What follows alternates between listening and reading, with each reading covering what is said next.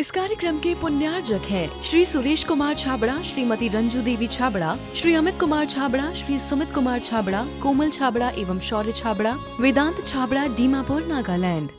आचार्य कुलवत स्वामी महाराज ग्रंथराज सार समुच्चय जी में आत्मा के भूतार्थ स्वभाव की व्याख्या करते हैं। भूतार्थ समझते हैं? भूतार्थ शब्द सुने, कुछ आगम के शब्द सुनते रहना चाहिए, नहीं भी समझ में आए तब भी सुनते रहना चाहिए, जिससे कि हमको पता चले कि हम शब्दों के भी अभी ज्ञानी नहीं हैं। ग्रंथों के ज्ञानी तो बहुत बात की बात है, अभी शब्दों के भी ज्ञानी नहीं है। भूतार्थ मतलब पुराना है ना? नहीं, आगम में भूतार्थ का पुराना नहीं होता, सत्य होता है। सत्य सत्य सत्य बोलते हैं ना हम, सत्य असत्य। तो सत्य को कहते हैं भूतार्थ, असत्य को कहते हैं अभूतार्थ। सत्य मतलब भूतार्थ दृष्टि यानी सत्य दृष्टि, अभूतार्थ दृष्टि असत्य दृष्टि। तो आचार्यगण यहाँ पर भूतार्थ स्वभाव की, वस्तु के सत्य स्वभाव की व्याख्या कर रहे हैं। मेरा स्वभाव भूतार्थ स्वभाव क्या है? रागद्वेष मेरा भूतार्थ स्वभाव नहीं है, मेरा क्षमा भूतार्थ स्वभाव है। आर्जव मार्जव शौच सत्य संयम ये मेरा भूतार्थ स्वभाव है। लोग कहते नहीं महाराज जी हमारे तो अब क्या करें, हमारे तो स्वभाव में क्रोध हो गया, स्वभाव ही हमारा गुस्सा करना। उस स्वभाव में आगे हम कितना भी कोशिश करें वो कंट्रोल ही नहीं होता हमसे, मेरा स्वभाव ही बन गया है। ये स्वभाव नहीं है, ये विभाव है, ये स्वभाव नहीं है। स्वभाव तो भूतार्थ होता है, सत्यार्थ होता है, विभाव अभूतार्थ होता है। कठिन लग रहे होंगे लेकिन तब भी सुनो, नहीं समझ में आ रहा हो तब भी सुनना। आचार्य कहते हैं श्रद्धा के साथ तुम यदि आगम को सुनोगे, भले आज ना समझ में आए लेकिन कालांतर में यही जिरवाणी आपको तीर्थंकर बनने में कारण बनेगी, यही जिरवाणी आपको सम्यक दर्शन में कारण बनेगी। एक हिरण एक मुनिराज पाठ कर रहे होते हैं, ग्रंथ का पाठ कर रहे होंगे, हिरण को कुछ ही समझ नहीं आता, तब भी बैठकर शांति से सुनता था, शांति से सुनता था। और उसका प्रभाव हुआ कि कालांतर में मरण करके ऊंचा जाति का देव बना। श्रद्धा मात्र से श्रवण भी कर लेगा ना व्यक्ति। यशपाल जी, कभी सिर दर्द हुआ, पेट दर्द हुआ, बुखार वगैरह आया ना? आप डॉक्टर के पास गए, डॉक्टर के पास गए और डॉक्टर ने एक गोली लिख दी, दवाई लिख दी, आपको पढ़ना भी नहीं आ रहा था नाम, उनकी भाषा तो वो लिखे और वो भगवान और डॉक्टर मेडिसिन वाला बाँचे, डॉक्टर लिखे और मेडिसिन वाला बाँचे। अपन को तो समझ में नहीं आती क्या लिखा है इसने, ऐसी लाइन खींचते हुए समझ जाते हैं यही दवाई है। आप डॉक्टर के पास गए, आपका पेट दर्द था, सिर दर्द था, आप उसने गोली लिखी, आपको कुछ ही पल्ले नहीं पड़ा, और आप मेडिकल शॉप पे गए, उसको पर्चा दिखाया, उसने एक दवाई दे दी।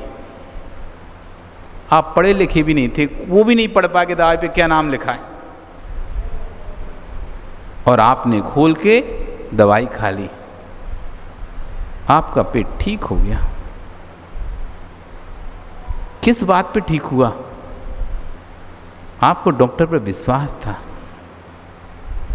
आपको डॉक्टर पे विश्वास था। भले मुझे पढ़ना नहीं आ रहा, कोई बात नहीं, लेकिन डॉक्टर जो दवाई दे रहा है उससे मेरा पेट दर्द ठीक हो जाएगा, मेरा सिर दर्द ठीक हो जाएगा। और आपने बिना कुछ पढ़े, कुछ बस आप जानते भी नहीं थे, बस दवाई खा ली आपने।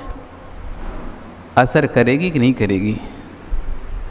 क्या तुम पढ़ते तभी असर करती वो दवाई? तुम्हें नाम पढ़ना आता, क्या तभी वो दवाई असर करती? नाम पढ़ना नहीं आया तब भी दवाई ने असर किया कि नहीं किया है?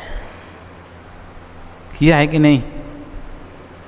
ऐसी भले हमारे को समझ में ना आए, शब्द ना आए, लेकिन श्रद्धा से यदि हमने उनको श्रवण किया है और हृदयांगम किया है तो असर करेंगे कि नहीं करेंगे?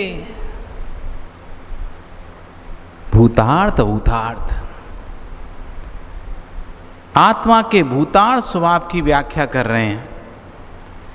समझा रहे हैं कि सारे जगत के द्रव्यों में जहाँ तेरी मम दृष्टि है, एक क्षण को अपने भूता स्वरूप का वेदन करके तो देखो कि मेरा कौन है। अभी मुझे सब अपने लगते हैं, अभी हमें सब अपने लगते हैं, क्योंकि हमारी भूतार्थ दृष्टि ही नहीं है। मेरी आत्मा का कौन है? आप शरीर हैं या आत्मा? आप शरीर हैं या आत्मा? कौन है आप?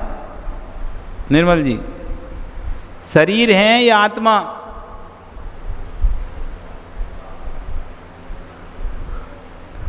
आप कौन है, शरीर या आत्मा?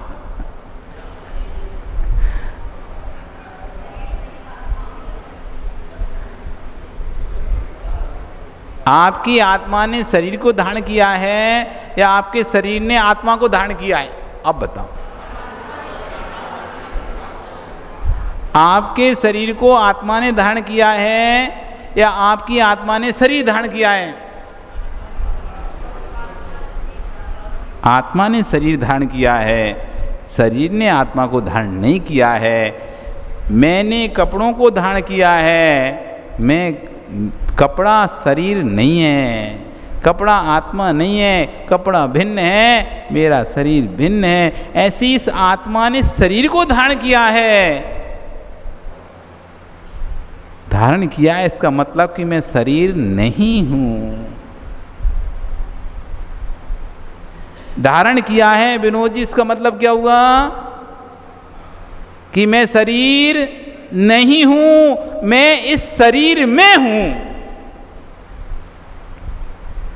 मैं शरीर नहीं हूं, मैं इस शरीर में हूं। समझ में आ रहा है? मैं शरीर नहीं हूं, मैं इस शरीर में हूं। मैं अलग हूं, इस शरीर अलग है। मैं भिन्न हूं। लग रहा है ऐसा जैसे एक ही है, लग रहा है ऐसा आत्मा और शरीर एक ही है। भैया मकान बनते तो देखा होगा आप लोगों ने, सुरेश जी मकान बनते तो देखा होगा। ईंट, रेत, सीमेंट, क्या क्या लगता है मकान बनने में? ईंट, रेत और 3 चीज़ें लगती हैं। ईंट लगती है, रेत लगती है, सीमेंट लगता है, पानी का मसाला बन जाता और एक के ऊपर एक ईंट रख के दीवार पर दीवार खड़ी हो जाती हैं, प्लस्तर हो जाता है। एक दीवार, एक दीवार है ये। क्या वो एक दीवार है? एक दीवार, लेकिन उसमें प्रत्येक ईंट भिन्न भिन्न है कि नहीं है? बाहर से भले एक दीवार दिख रही हो, लेकिन अंदर से देखो हर ईंट अलग अलग है। बाहर से देखने में आपको भले लग रहा हो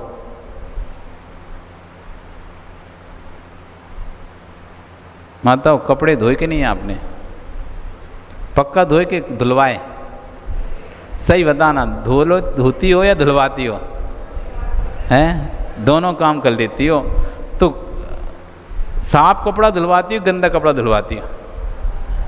सही सही बोलो, झूठ झूठ नहीं बोलो। हैं? गंदा कपड़ा कि साफ कपड़ा? गंदे कपड़े को धुलवाती ना, वही तो साफ कराओगे ना, कि साफ कपड़े को धुलवाओगे, साफ करवाओगे?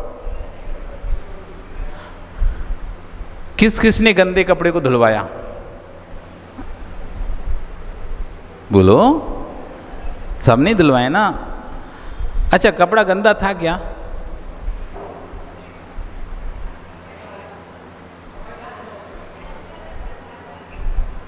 प्रकाश जी, कपड़ा गंदा हुआ कभी आपका?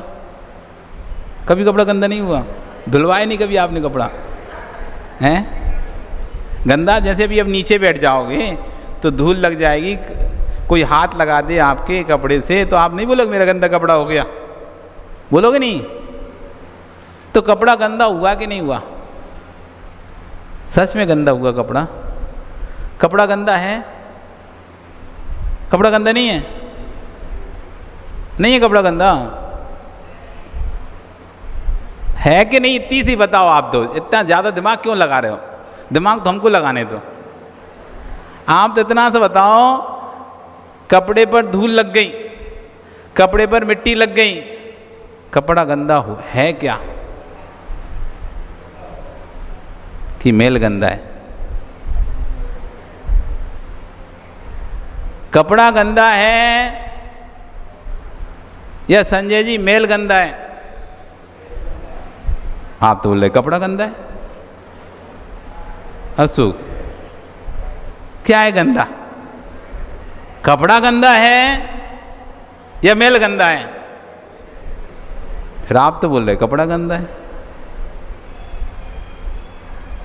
आप तो बोल रहे कपड़ा गंदा है। कपड़ा गंदा नहीं है ना? अरे अब बोल ही नहीं रहे आप। कपड़ा गंदा है क्या? तो माँ कह रही है ऐसे ऐसे घुमा दिया महाराज ने तो। अरे कपड़ा गंदा नहीं है क्या? नहीं है? अभी तो बोल रहे थे आप कपड़ा गंदा है कि मेल गंदा है। कौन गंदा? तो फिर मेल को धो ना, कपड़े को क्यों धोते हो तुम लोग? कपड़ा तो गंदा है ही नहीं है। जब कपड़ा गंदा है नहीं है तो आप कपड़े को क्यों धो रहे हो? मेल को धो। कपड़े में मेल जम गया, बिल्कुल सही है, पर गंदा कौन? कपड़ा के संपत गंदा कौन? पवन, मेल के कपड़ा। मेल कपड़े में चिपका तो गंदा कौन? कि मेल? गंदा कौन? कपड़ा के मेल हैं? मेल नहीं है गंदा। तो जो गंदा लगा वो उसका, तो गंदा कौन? गंदा किस पे लगा तुम्हारा? गंदा कपड़े पे लगा। इसका मतलब गंदा कौन था? जो गंदगी थी वो गंदी थी ना, कपड़ा गंदा नहीं था ना। वो तो लग गई उसमें तो तुम कपड़े को गंदा बोलने लगे। वन कप गंदा कौन?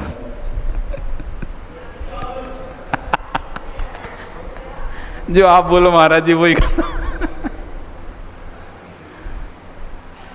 प्रकाश तुम बताओ।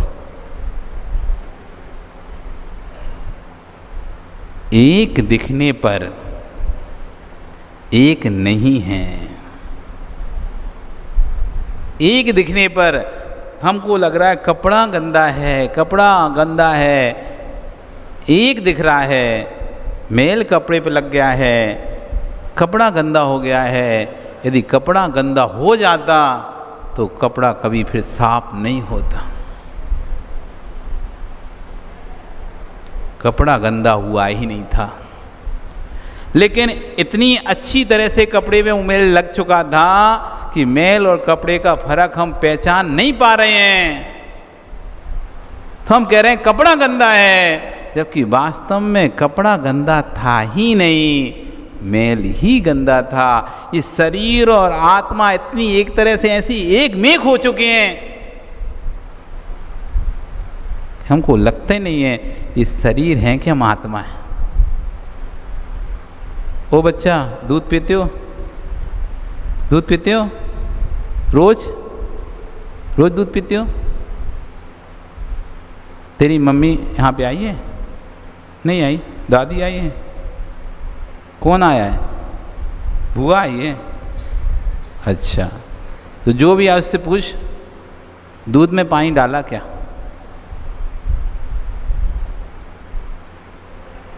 दूध में पानी डाला क्या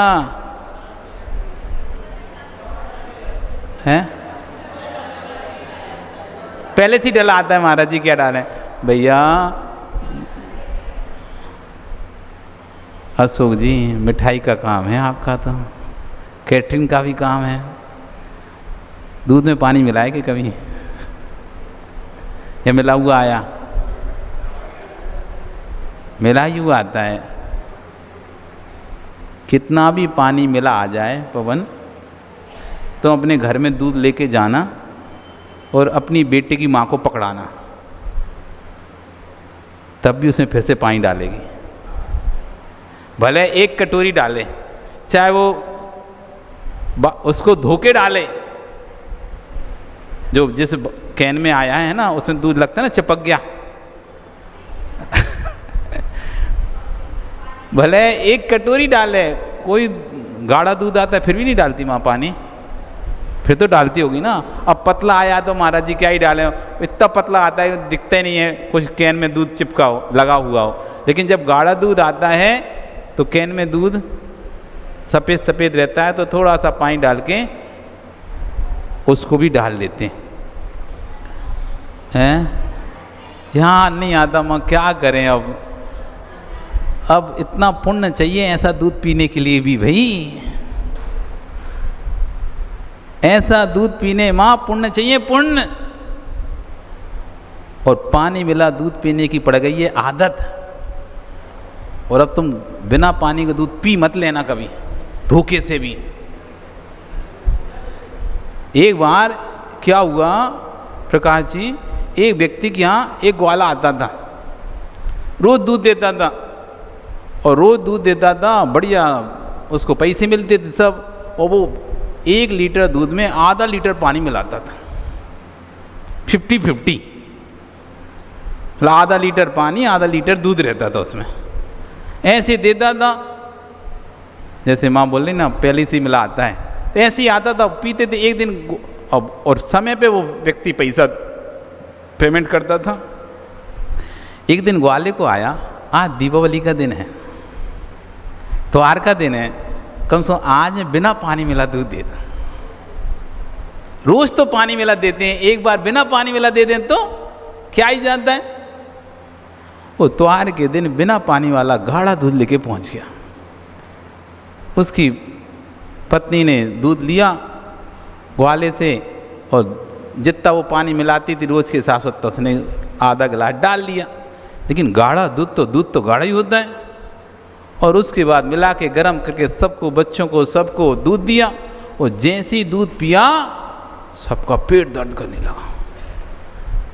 अब वो लोग गाली दे रहे, कैसा ग्वाल है, आज त्योहार के दिन ही ऐसा दूध लेके आना था, सबके पेट दर्द हो गए, 10 लग गए, ये हो गए, कल आने दो उसे, मजा चखाते भी।